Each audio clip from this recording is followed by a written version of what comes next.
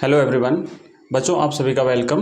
अपना हिस्ट्री का जो चैप्टर है यात्रियों के नज़रिए अपन पढ़ रहे हैं और ये सेकंड पार्ट है जिसमें अपन पढ़ेंगे इब्न बतूता। इससे पहले हम अल बिरूनी और उसका जो यात्रा वृत्तांत है किताब उल हिंद उसको कंप्लीट कर चुके हैं। तो आइए इस अध्याय में अपन इस सेकंड पार्ट में अपन करेंगे इब्न बतूता और इब्न बतूता का जो ग्रंथ है रिहला उसके बारे में कंप्लीट जानकारी प्राप्त करेंगे। तो सबसे पहले बात कर लेते हैं इब्न बतूता के बारे में, थोड़ा सा जान लेते हैं। इब्न बतूता जो है इसने एक ग्रंथ लिखा है जो अरबी भाषा में लिखा है। कई बार प्रश्न पूछा जाता है कि इब्न बतूता का ग्रंथ किस भाषा में लिखा गया है, तो याद रखिएगा वो अरबी भाषा में लिखा गया है और उसके इस यात्रा वृत्तांत का नाम है रिहला। ओके, नेक्स्ट 14वीं शताब्दी में भारतीय उपमहाद्वीप के सामाजिक और सांस्कृतिक जीवन के विषय में बहुत ही प्रचुर और रोचक जानकारियां इसमें दी गई हैं। अब प्रश्न ये पूछा जाता है, कई बार ये प्रश्न बनता है कि किस शताब्दी में इब्न बतूता भारत आया था या फिर कौन से शताब्दी के बारे में इसके ग्रंथ में लिखा हुआ है। तो याद रखिएगा 14वीं शताब्दी, ठीक है। ये 14वीं शताब्दी के बारे में इसके ग्रंथ इस रिहला में लिखा हुआ है। जिसके जन्म की बात करते हैं तो इब्न बतूता का जन्म अफ्रीका महाद्वीप के एक देश मोरक्को के तंजीर नामक स्थान पर हुआ था। अफ्रीका महाद्वीप में मोरक्को देश है और मोरक्को के तंजीर में एक संपन्न परिवार में इसका जन्म हुआ था। इब्न बतूता 1335 ईस्वी के मध्य में एशिया से होते हुए मध्य स्थल मार्ग से सिंध पहुंचा। तो स्थल मार्ग से यानी कि ये जो है वो समुद्र मार्ग से नहीं आया था, कहने का तात्पर्य यह है स्थल मार्ग से आया था। और सबसे पहले अगर भारत की बात करें तो ये सिंध पहुंचा था, ठीक है, 1335 में यानी कि 14वीं शताब्दी में। उसके बाद ये मुल्तान और कच्छ के रास्ते इब्न बतूता दिल्ली पहुंचा था और उस समय दिल्ली में सुल्तान मोहम्मद बिन तुगलक का शासन था। याद रखिएगा, ये आपको यहाँ से भी प्रश्न बनता है कि जब ये इब्न बतूता भारत आया उस समय दिल्ली का शासक कौन था। तो वहाँ पे जो था मुगल नहीं था, ये तुगलक था। सुल्तान मोहम्मद बिन तुगलक जो है इसका शासन था और इसने जो है एक पद भी दिया था, इसे काजी नियुक्त किया था दिल्ली का। तो वो भी अपन इसमें देखेंगे। आगे देखते हैं। अपने परिवार की परंपरा के अनुसार इब्न बतूता ने कम उम्र में ही साहित्यिक और शास्त्र रूढ़ शिक्षा हासिल कर ली थी। जैसा कि उसके परिवार में ऐसा सभी विद्वान लोग होंगे, पढ़े लिखे होंगे, तो इसने भी बहुत ही कम उम्र में जो है वो साहित्यिक शिक्षा प्राप्त कर ली थी। इब्न बतूता पुस्तकों के स्थान पर यात्राओं से अर्जित अनुभवों के ज्ञान को अधिक महत्वपूर्ण मानता है। तो वो किताब पढ़ के ज्ञान प्राप्त करने की बजाय उसका ज़्यादा जोर ये था कि भाई हम घूम फिर करके यात्रा करके अनुभव प्राप्त करें तो वो ज़्यादा बेटर रहेगा। अब अपन याद देखेंगे इब्न बतूता की यात्रा के बारे में। तो इब्न बतूता ने जो भारत की यात्रा करी थी उसके बारे में अपन बात करेंगे। इब्न बतूता जो है भारत प्रस्थान करने से पहले ये मक्का, उसके बाद सीरिया, फारस, यमन, ओमान, पूर्वी अफ्रीका के अनेक तटीय बंदरगाहों की यात्रा कर चुका था। मध्य एशिया के रास्ते होकर के इब्न बतूता जो है 1333 ईस्वी में स्थल मार्ग से सिंध पहुंचा था। तो अब देखिए, जैसे कि यहाँ पे भारत है ना, ये जो भारत है ये इंडिया है और यहाँ पर जो है अफ्रीका पड़ता है, ठीक है, ये अफ्रीका है। तो यहाँ से ये निकलता है मोरक्को से पूर्वी अफ्रीका की तरफ, फिर यहाँ से होते हुए सिंध होते हुए फिर ये इन सब कंट्रीज होते हुए फिर ये भारत में प्रवेश करता है, फिर दिल्ली जाता है। मोहम्मद बिन तुगलक जो कि उस समय दिल्ली के शासक थे ने उसे दिल्ली का काजी नियुक्त किया था। अभी मैंने थोड़ी देर पहले कहा था कि इसको किस एक पद पर नियुक्त किया था, तो उसे दिल्ली के काजी के पद पर नियुक्त किया था। याद रखिएगा, इंपॉर्टेंट है और यहाँ से प्रश्न भी बनता है, इसलिए इंपॉर्टेंट है, इसे याद रखिए।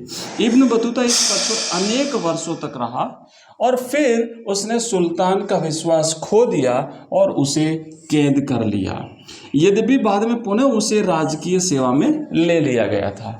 बाद में फिर क्या होता है, कि मोहम्मद बिन तुगलक ने 1342 ईस्वी के आसपास, है ना, मोहम्मद बिन तुगलक ने 1342 ईस्वी के आसपास इसे चीन की यात्रा करने का आदेश दिया। मंगोल शासक के पास जो है वो इसे एक दूत के रूप में जाने का आदेश दिया। 18 महीने तक वह काजी के पद पर रहा था दिल्ली में, और इब्न बतूता एक जिद्दी यात्री था। जब वह वापस गया तो स्थानीय शासक के निर्देश पर, मतलब वहाँ के मोरक्को के तेंजीर का जो मोरक्को का जो शासक था, वहाँ के शासक के निर्देश पर इसके यात्रा वृतांत को कहानियों और वृतांतों में दर्ज किया गया। इब्न जुजाई को इब्न बतूता के संस्मरणों को लिखने के लिए नियुक्त किया। तो ये हमने पढ़ा इब्न बतूता के बारे में। और अब हम इब्न बतूता के द्वारा जो विभिन्न चीज़ों का वर्णन किया गया है उसमें नारियल और पान, ये दो चीज़ों का उसने, क्योंकि पहली बार शायद देखी उसने, परिचित नहीं था, तो जो वर्णन किया उसके बारे में अपन यहाँ पे जानेंगे। नारियल, तो इब्न बतूता द्वारा नारियल का वर्णन एक प्रकृति के विस्मयकारी यानी आश्चर्यचकित कर देने वाले वृक्ष के रूप में किया गया है। भारतीय इससे रस्सी बनाते थे। अब देखो क्या क्या वर्णन करता है कि भारत में आकर के इब्न बतूता ने नारियल के वृक्ष देखे। यह वृक्ष बिल्कुल खजूर के वृक्ष जैसे दिखते थे। इब्न बतूता ने नारियल की तुलना मनुष्य के सिर से की है। ये आपको ध्यान रखना पड़ेगा। उसने किस तरीके से नारियल का वर्णन किया है। एक विचित्र, एक विस्मयकारी पेड़ बताया है। नारियल का जो पेड़ होता है उसको एक विचित्रकारी पेड़ बताया है, विस्मयकारी पेड़ बताया है। मनुष्य भारतीय से रस्सी बनाते हैं और ये खजूर के पेड़ जैसा दिखता है। खजूर का पेड़ भी सेम उसी टाइप का होता है। और इसका जो नारियल जो है ना, नारियल, उस नारियल को मनुष्य के सिर के समान बताया है। उसने लिखा है कि नारियल बिल्कुल मानव के सिर जैसा एक फल है। इसका ऊपरी हिस्सा मानव की खोपड़ी की तरह कठोर होता है और अंदरूनी हिस्सा मानव मस्तिष्क की तरह नर्म होता है और इस पर लगे रेशे भालों की तरह दिखाई देते हैं। तो पूरी तरह से जो है आपने देखा होगा नारियल जो निकलता है किससे, ऊपर उसके जो होते हैं ना वो, हाँ, अपन निकालते हैं, तो उसको बालों की तरह इसने दिखाने का वर्णन किया। तो इस तरीके से बताया कि भाई एक प्रकार से ये मानव की खोपड़ी है, जैसे खोपड़ी के ऊपर बाल होते हैं वैसे। उसने लिखा कि नारियल का अनेक रूप में प्रयोग किया जाता है। रेशों से रस्सी बनाई जाती है, उसके अंदर स्थित पानी को पिया जाता है और अंदर के नर्म भाग को फल की तरह खाया जाता है। तो इस तरीके से इसके अनेक उपयोग हैं। इसी तरह उसने पान का भी विचित्र वर्णन किया है। तो यहाँ पे क्या देखते हैं कि इब्न बतूता पान का वर्णन भी करता है और पान की बेल के बारे में इब्न बतूता ने लिखा है कि इस पर कोई फल नहीं होता, इसे केवल पत्तियों के लिए उगाया जाता है। वह नारियल और पान से पहले परिचित नहीं था। तो इन दोनों चीज़ों से पहले वो परिचित नहीं था और इस तरीके से इसने दोनों का वर्णन किया है। अब बात करेंगे इब्न बतूता के द्वारा भारतीय शहरों का जो वर्णन किया गया है उसकी बात करते हैं। इससे पहले हमने अल-बिरूनी और उसके ग्रंथ किताबुल हिंद के बारे में देखा था। उसमें भी इन प्रकार की चीज़ों के बारे में जैसा वर्णन किया गया है, भारत के शहरों के बारे में आदि, इस तरीके से हम यहाँ पे इब्न बतूता के बारे में भी पढ़ रहे हैं कि उसने किस तरीके से भारतीय शहरों के बारे में लिखा है।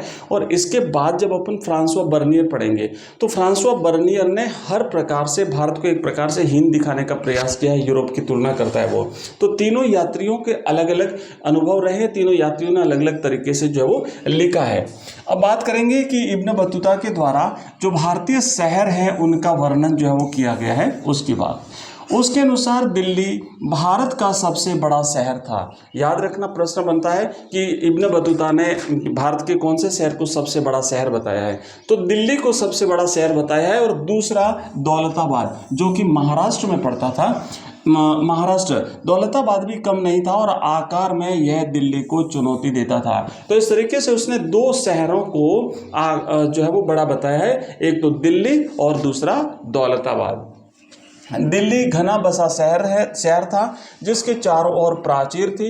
इस शहर में 28 द्वार थे जिसमें बदायूं दरवाज़ा सबसे विशाल दरवाज़ा था। अगर पूछा जाता है कि भाई दिल्ली के कौन से दरवाजे को उसने सबसे विशाल बताया है तो बदायूं दरवाजे को उसने विशाल बताया है। मांडवी द्वार के भीतर एक नाज की मंडी होती थी। दिल्ली शहर एक बेहतरीन कब्रगाह यानी कब्रिस्तान थी। कब्रगाह में चमेली और गुलाब जैसे फूल उगाए जाते थे जो सभी मौसम में खिले रहते थे। तो इस तरीके से इसने जो है वो वर्णन किया है। नेक्स्ट आगे बढ़ेंगे। और यहाँ पर आप देखेंगे कि अधिकांश शहरों में एक मस्जिद और मंदिर होता था। बंद नगरों में नर्तकों, संगीतकारों और गायकों के सार्वजनिक प्रदर्शन के लिए स्थान भी चिन्हित होते थे। यद्यपि इब्न बतूता की शहरों की समृद्धि का वर्णन करने में अधिक रुचि नहीं दिखाई थी। तो ये इस तरीके से उसने शहरों के बारे में लिखा है। अब इब्न बतूता ने जो भारत की जो संचार प्रणाली थी, तात्कालीन संचार प्रणाली, उसके बारे में जो है उसने जो लिखा है उसके बारे में भी अपन यहाँ पे देख लेते हैं। तो देखो क्या कहता है इब्न बतूता, दिल्ली सल्तनत की डाक प्रणाली यानी संचार व्यवस्था, संदेश पहुंचाने की जो व्यवस्था थी उस समय जो शासकों की, उसका विवरण देता है। लगभग सभी व्यापारिक मार्गों पर सराय माने जैसे होटल टाइप होता है ना, धर्मशाला टाइप, और विश्रामशाला या विश्राम गृह स्थापित किए गए थे। इब्न बतूता डाक प्रणाली की कार्य कुशलता को देख करके चकित हो गया। इस बात का जरूर ध्यान रखना, यहाँ से भी प्रश्न बनेगा। जहाँ से प्रश्न बनने की संभावना है, सारी चीज़ें मैं आपको क्लियर कर रहा हूँ, इसलिए आप लोग ध्यान दीजिएगा। इसमें न केवल लंबी दूरी तक सूचना भेजना और उधार प्रेषित करना संभव हुआ, बल्कि अल्प सूचना पर माल भेजना भी इसमें शामिल था।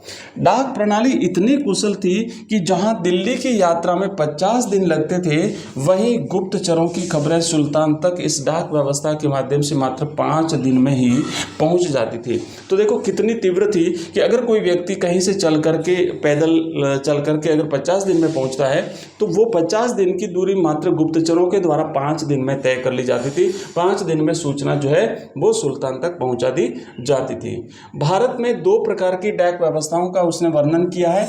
2 प्रकार की डाक व्यवस्थाएं जो थी उसमें एक तो थी अश्व डाक व्यवस्था, यानी घोड़ों के माध्यम से जो संचार व्यवस्था थी, और दूसरी थी पैदल डाक व्यवस्था। अश्व डाक व्यवस्था की बात करें तो अश्व डाक व्यवस्था को उलूक कहा जाता था। याद रखिएगा, उलूक जो है क्या है, उलूक अगर प्रश्न बनता है, ऑब्जेक्टिव टाइप के प्रश्न यहाँ से बन सकते हैं। उलूक क्या था, तो उलूक जो है ये एक डाक व्यवस्था थी, यानी अश्व डाक व्यवस्था जो थी उसे उलूक कहा गया है, जो हर 4 मील की दूरी पर स्थापित राजकीय घोड़ों के द्वारा संचालित होती थी। दूसरी थी पैदल डाक व्यवस्था।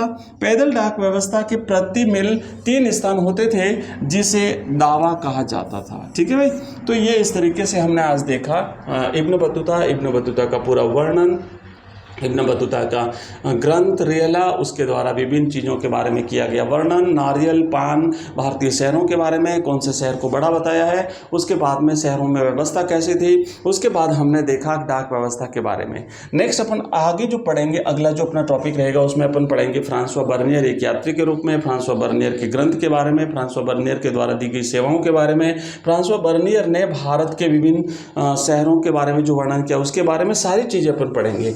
और मैं बता दूं कि जो टॉपिक हमने ये पढ़ा है, इस कंप्लीट टॉपिक की अगर आप PDF चाहते हैं, कंप्लीट कोर्स अगर आप चाहते हैं, तो मात्र 99 रुपीज़ में हम आपको कोर्स अवेलेबल करा रहे हैं, पूरे 1 साल की वैलिडिटी के साथ, 1 ईयर की वैलिडिटी के साथ आपको ये कोर्स मिलेगा।